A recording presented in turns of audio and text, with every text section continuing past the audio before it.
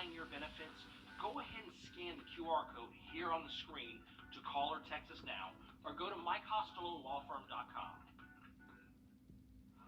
A fear of failure can hinder academic success, and many students become so focused on avoiding errors that they don't challenge themselves at school. As Nancy Alvarez reports, new research shows mistakes may actually be the key to learning. No one likes them, but mistakes happen, both big and small. But could making mistakes in school be a good thing? There's learning that happens when children experience some challenges academically. Researchers from Columbia University reviewed numerous studies and found when students make errors that are followed up with corrective feedback, they learn better and ultimately remember the correct answers long term. And the benefit of making an error was strongest when the student firmly believed their answer was correct. This research suggests parents and teachers should encourage and support low-risk mistakes, but also give clear feedback so students can learn. To help your child overcome a fear of failure, emphasize effort over ability. That means praising your child for working hard instead of getting an answer correct.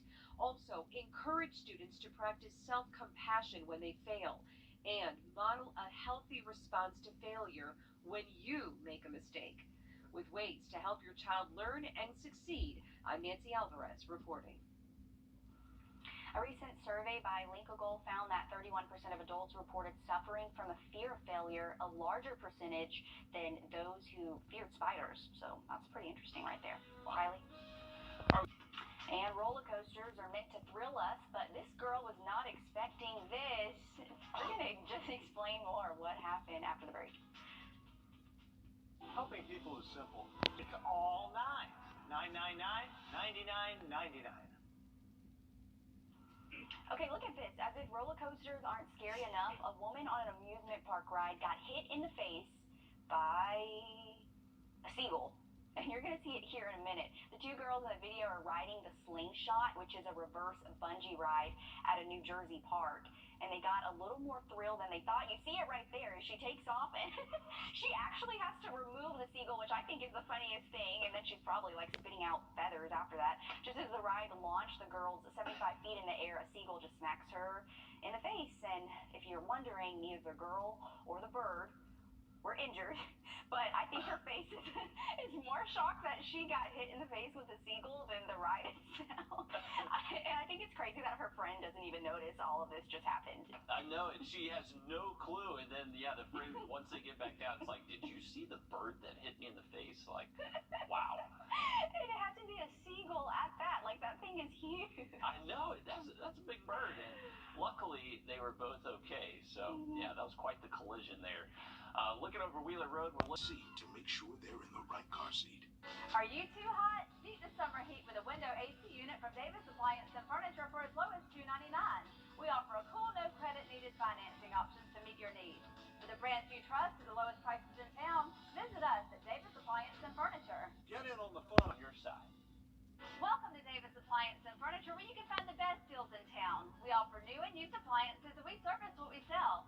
We offer no credit needed financing and delivery options to meet your needs. For the top brands at the lowest prices in town, visit us at Davis Appliance and Furniture. Watch 1226 on your side, wherever you go. From the station that's on your side, this is News 12, first at 5. Today, South Carolina Governor Henry McMaster signing into law a bill that one lawmaker said will save teenagers' lives. The law requires public high schools and colleges to put the National Suicide Prevention Lifeline number on the back of student ID cards. State House reporter Adam Mincer was at today's bill signing. So, Adam, just a few weeks away from the start of the school year, how do supporters of this bill hope this will help South Carolina teens? Well, coming out of the last school year, which was really a roller coaster for so many students, filled with isolation as they went in and out of virtual learning and hybrid learning, experts tell me that's really underscored and brought out so many of the mental health struggles that students may have had in the past. So the hope of all these lawmakers that I saw today was that this bill would really give teens tools when they're dealing with these struggles. Now, when it comes to these tools, they really hope that teens will be able to lean on them and feel less alone as a result. Now, I spoke to two young women today who told me about their fight against mental health struggles and the stigma that comes with it. They say these numbers and resources could have saved some of their friends' lives.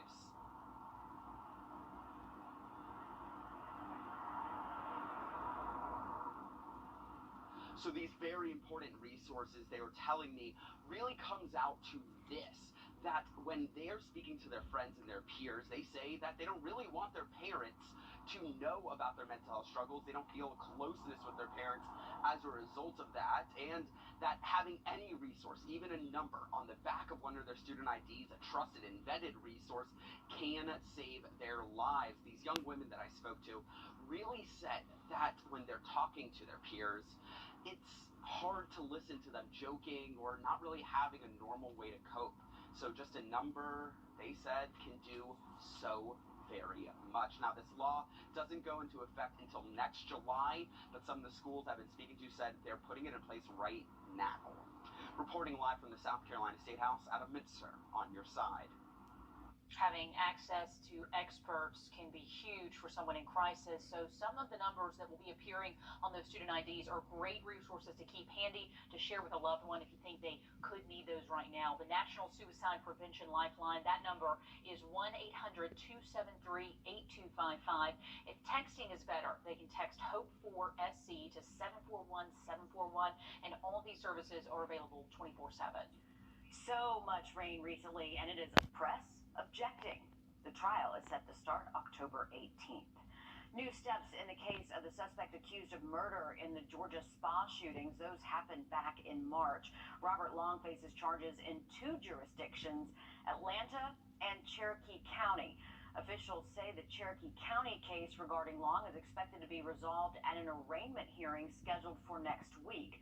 The Fulton County District Attorney, Fannie Willis, requesting Long be transferred to the Fulton County Jail after that arraignment.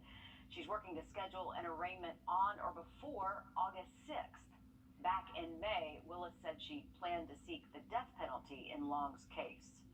A new prosecutor named to replace the Fulton County DA in the case of a black man shot in the back by police in a Wendy's parking lot.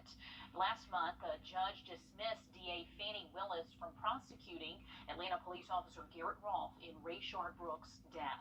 And today, Willis requested being removed because she was concerned about how the previous DA had handled the case originally. Yesterday, the Georgia Attorney General announcing Peter Skandalakis will try the case. Officer Rolfe, who's charged with murder, was reinstated to the police department back in May. Rolfe was fired after he shot Brooks in a Wendy's parking lot last June. He is currently, though, on administrative leave. You see lights in your rearview mirror. An officer is trying to pull you over. My heart's beating as we speak. So how can you tell if that person is a real officer? Lauren Korn breaks down what you can legally do behind the wheel if it's an unmarked car. You wouldn't know that that's an unmarked vehicle. And you're not supposed to know when police are using these cars to catch speeders or enforcing other traffic laws. But if a car is pulling you over and you're not sure if they're a real cop, Myrtle Beach traffic officer Aaron Alston says there are things police officers will tell you that impersonators won't. They'll tell you they can audio and video record it. Hopefully they have a body camera, nameplate. They'll tell you the agency that they're working for. You also have the right to ask them their name, agency name, and badge number. But if you feel like you're in danger, Officer Alston says to flash your hazard lights and call 911. Just tell them what's happening, that you're being pulled over by an unmarked unit. You're not sure if it's a police officer or not. Drop to a well-lit area, and that way the dispatchers, if they're not already having the officers, the one that's behind you, talking to them, they'll get other officers en route. Most importantly, don't be afraid to call for help. You might think it's something simple. It might not be something so simple to us. That's what we do. That's what we're here for. We come out, handle the problems. The judge says victims and families who suffered losses in the collapse of the condo building in Surfside, Florida, will get a minimum of $150 million in compensation to start with. Now, that sum includes insurance on the building and the expected proceeds from the sale of that property. The site is now desolate. The rubble's all gone. As Rosh Lowe reports, so is the hope of finding any more survivors. This new